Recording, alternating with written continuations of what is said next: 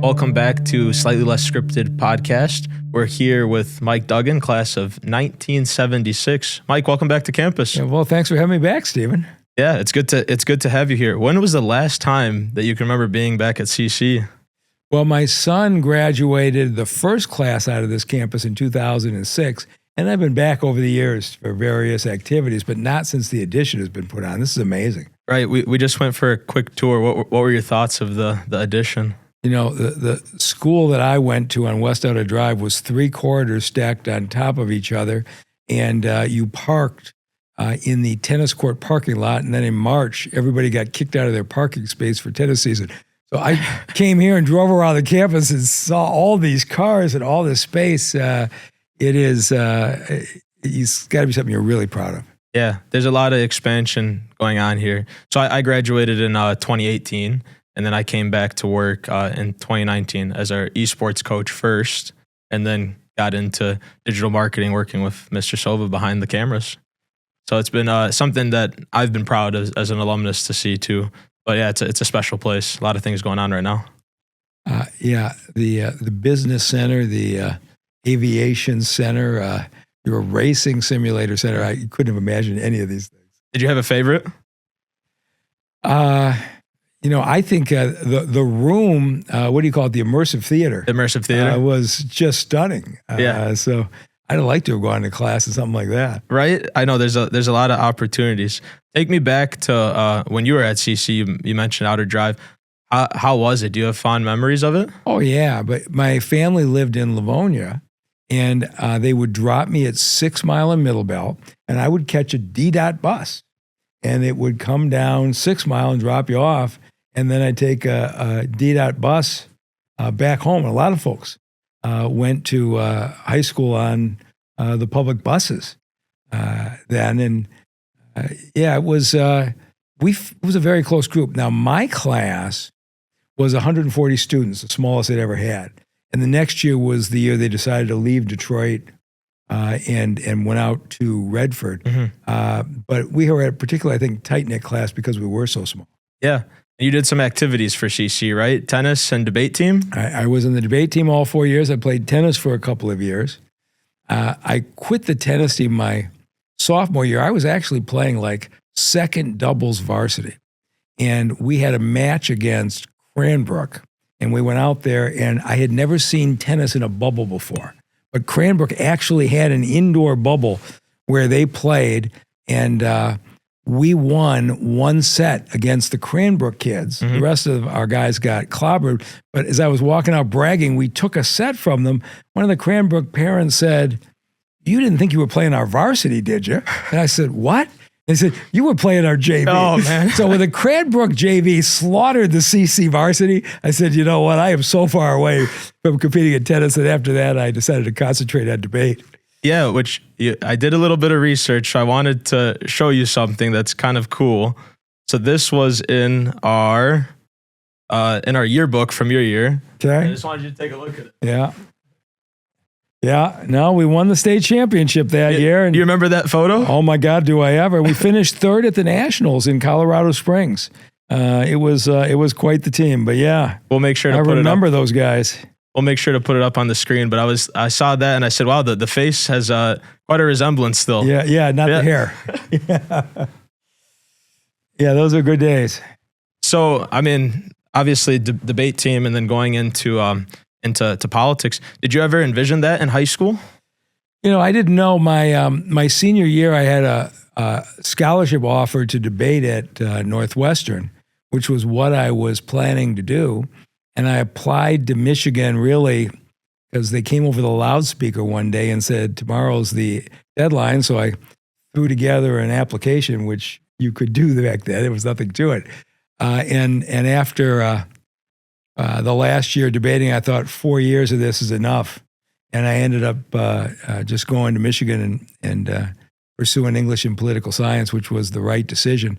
But, CC gave me the options to do whatever I wanted to do.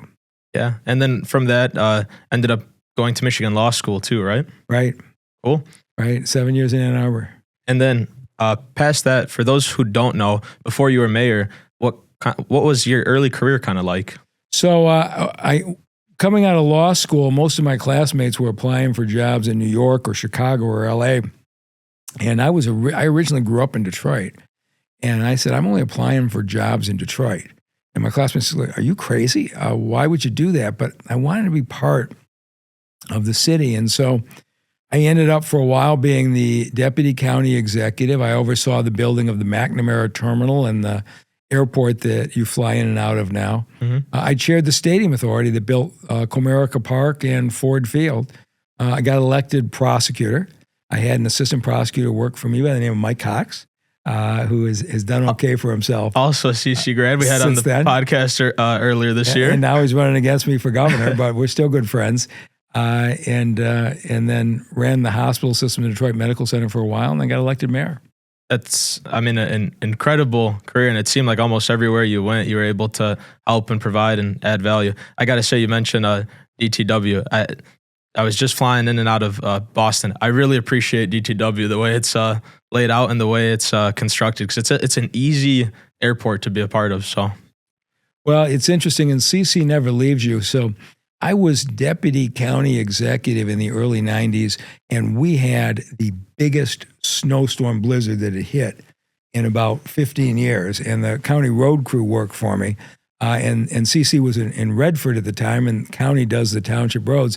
And in the middle of this blizzard, I get a phone call, and it's Father Elmer, my high school principal, on the phone.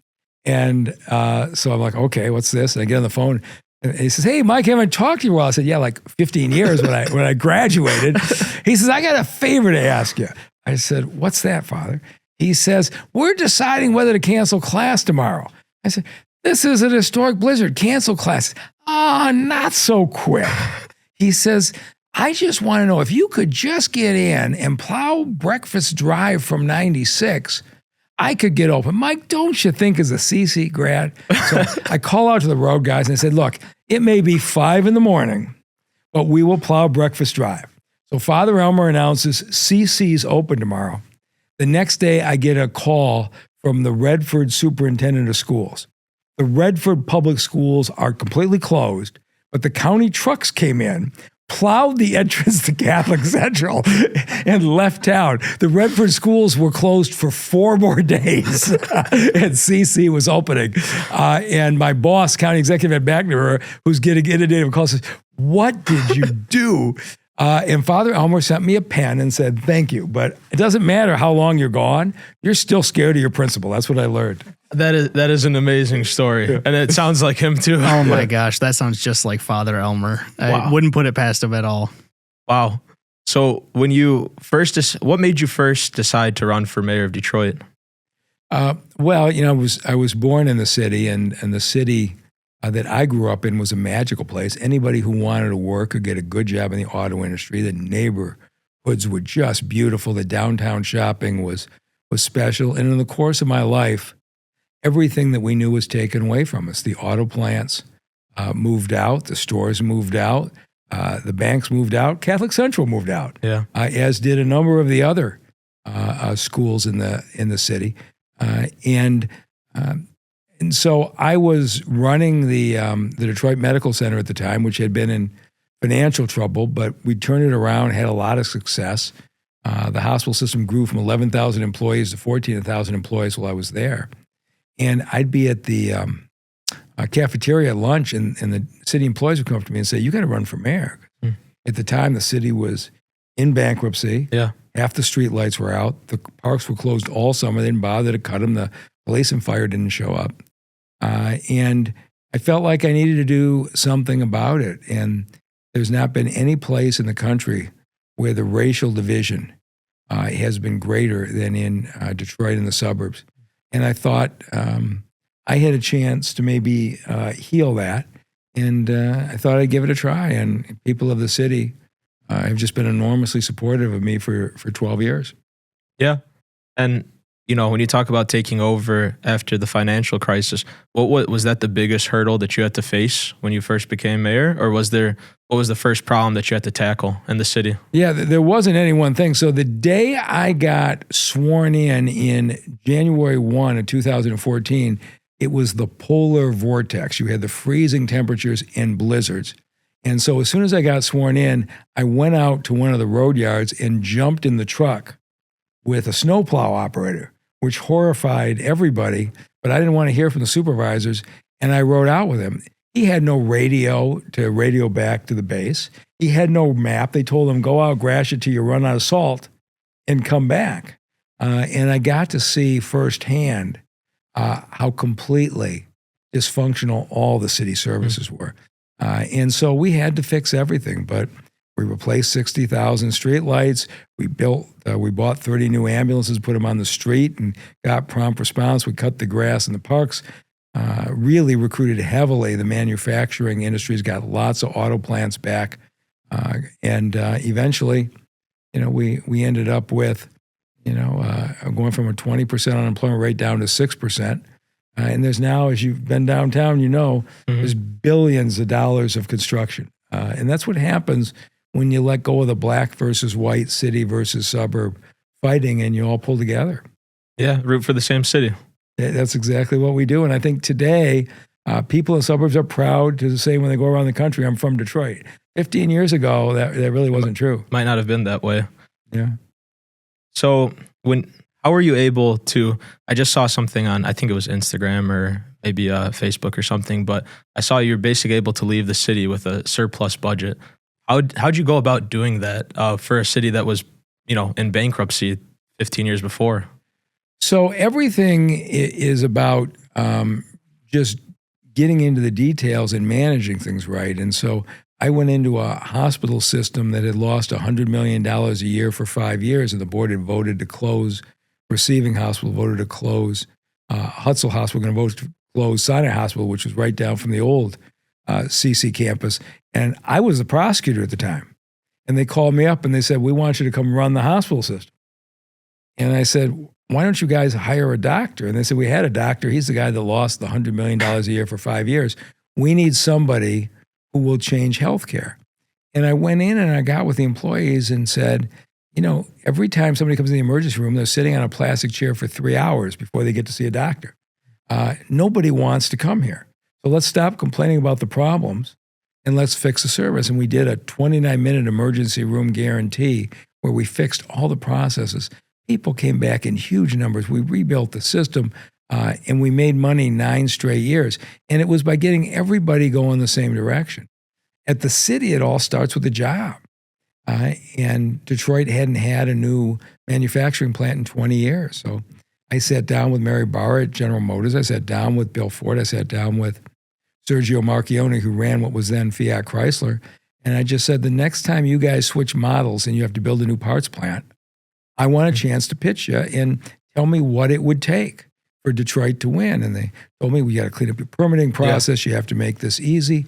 We went in and made Detroit the easiest place to build. And we started landing one parts plant after another.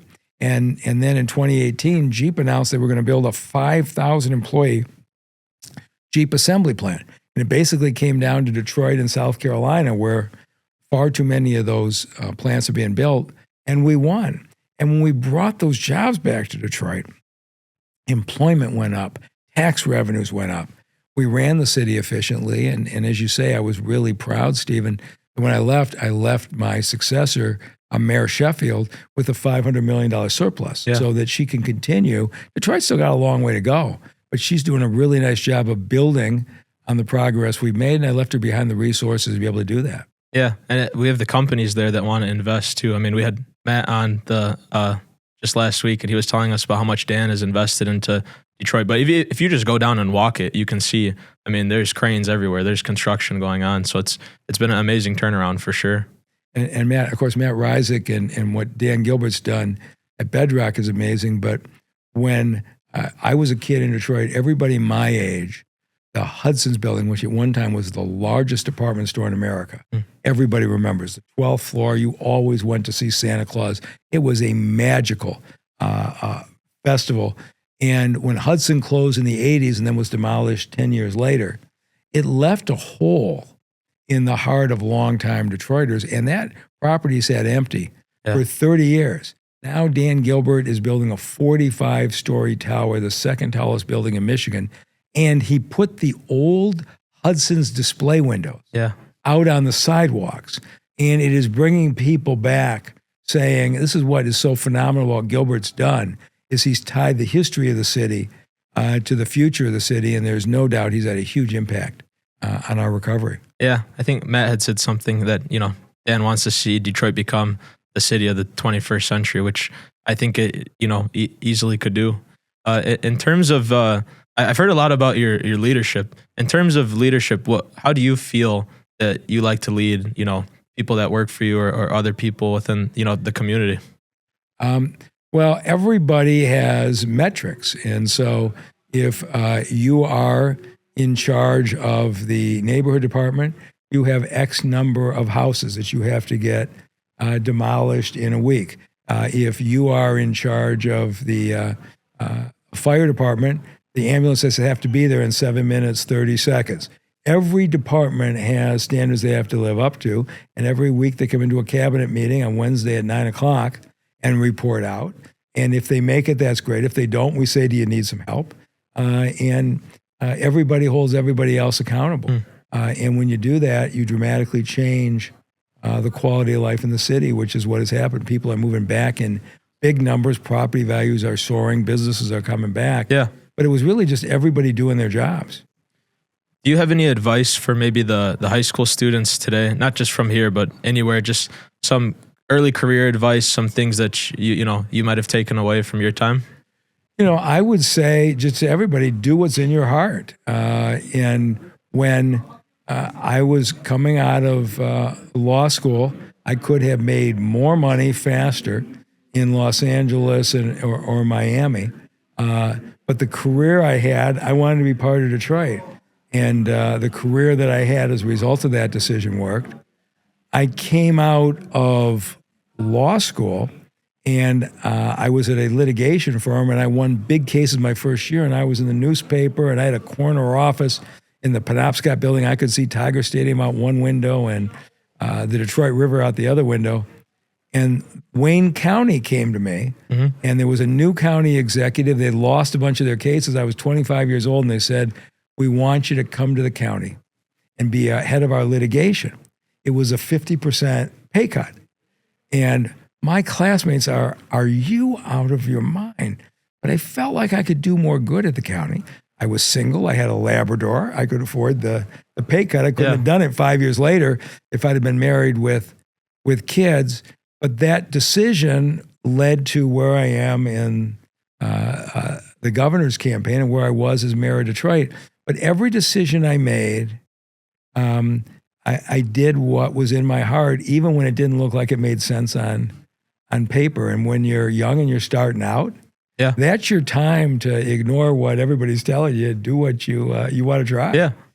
Would you say following your heart, is that kind of why you are running as an independent now for governor? It's for sure. When I ran for mayor, everybody said a white guy doesn't have a chance in an 83% black city. And I felt like one of two things would happen. Either I would run and lose, but I would at least change the conversation, or if I won, I could permanently change politics in Detroit. And so I was willing to try it. I'm now at the same thing at the state. This state is being so badly hurt by the Republicans and Democrats fighting nonstop in Lansing and not solving things, that I looked at it and said, I can get elected governor as a Democrat. It'd be a lot easier to get elected as a Democrat than as an independent. Yeah. But if I ran as a Democrat, all the Republicans would be against me because I tried to beat them in their House and Senate races. Sure. There's a faction of the Democratic Party that doesn't like me anyway. And when I left, it'd just swing back to the Republicans every 2 or 4 years like it always does, and it'd undo what I did. And I thought, I'm just wasting time in my life. And so I looked at this and said, if I'm going to have a long-term impact, you know the story, 60% of third graders in Michigan don't read at grade level. It's been dropping for 20 years. We lead the country. And our young people under 30 moving out of state, it's been going that way for 20 years. If we're going to make a real change, I think we needed somebody who wasn't going to move the state right or left, was going to move the state forward. And I thought, let's give it a try and see if we can't build and now the most amazing things happen. I got 20 unions that endorse me, and almost all the business groups have endorsed me. They're not used to being in the same room on the same team, but I'm saying we're going to work out fair solutions together instead of trying to outvote each other. And I think there's a lot of excitement. Was it a little scary coming out and doing it, or did you know that was the right move for you? It wasn't scary at all. So it was one or two choices. When I realized I couldn't accomplish anything as a Democratic governor, I made the decision right away, I'm not running as a Democrat. So there were two choices: run as an independent or go do something else with my life. And I've got time that I can go do something else. So I figured I'm going to try and run. And if the people of this state want a third choice, they'll vote for me. Yeah. And if they don't, then I will go on to the next phase of my career. But it's been a tremendously enjoyable experience. I am going to farms and small towns all around the state. High schools. High schools, exactly. I'm up in Traverse City West, sitting with the high school seniors, because I'm trying to figure out, why are these young people leaving? I don't need to read a report. I like to ask, what are you thinking? And so I'm sitting with 17-year-olds in Traverse City High School, and I said, what's the biggest thing on your mind? And these kids say, affordable housing. And I said, affordable housing? When I was 17, the most pressing thing on my mind is who's playing in the next concert. And we didn't worry about those things. Sure. But they're seeing their older siblings and their friends being forced to move out because they can't afford the housing, and they're wondering what's going to happen to them. Then I go up to Marquette, and I'm visiting the hospital up there, and I said, what's your biggest problem? They said, we can't fill our entry-level positions because the young people can't afford the housing. And I thought, I built 6,000 affordable housing units in Detroit. I thought it was a Detroit problem. And it's so interesting as you go around the state to see how many different areas of the state have exactly the same issues. The people of the state are a lot more unified than it appears. Politicians may be divided, but the people are actually pretty unified and just wanting solutions to their problem. Yeah, for sure. And when you announce that you're running and you come up with a platform to kind of run on, what are the three big kind of targets that you're looking at solving for Michigan people that you've heard concerns of? Oh, there's no question that we are now 44th in America in third grade reading. We've been dropping for 20 straight years. The solutions, and you go to Mississippi where they've gone from 49th in America to 9th in America in 10 years. I've sat with the superintendent. Louisiana, Idaho have done the same thing. There was nothing fluky about Mississippi. They teach the kids phonics. They start them out in small class sizes in the early grades. They have intensive tutoring for the kids who start to fall behind, and they don't change the curriculum every year. There's nothing about any of that that's Republican or Democrat. But because the legislators are so busy fighting with each other, they don't actually solve the problem. I built 6,000 affordable housing units in the city of Detroit without much help from the state. But I understand what it takes to cut the bureaucracy, ease the regulations, and finance those houses. We need to do that across the state. And then the big thing is we got to bring the tech jobs of the future here. Or we're going to find in 10 years that the exodus of young people is going to accelerate dramatically. The jobs that you are training kids for in your labs here at Catholic Central, if those jobs don't exist in the state of Michigan when they get out of school, it's one thing to lose the kids to Miami or to Silicon Valley. We're losing them to Columbus, Ohio, and Indianapolis. And we got to change that and bring the jobs of the future here. And it doesn't matter where I go in the state. The people want to see the jobs of the future here. They want the kids to learn in school, and they want the housing so that their children or grandchildren stay in the state. And I think we're going to find those as things we can address. Are you a big believer in tech and AI and moving forward?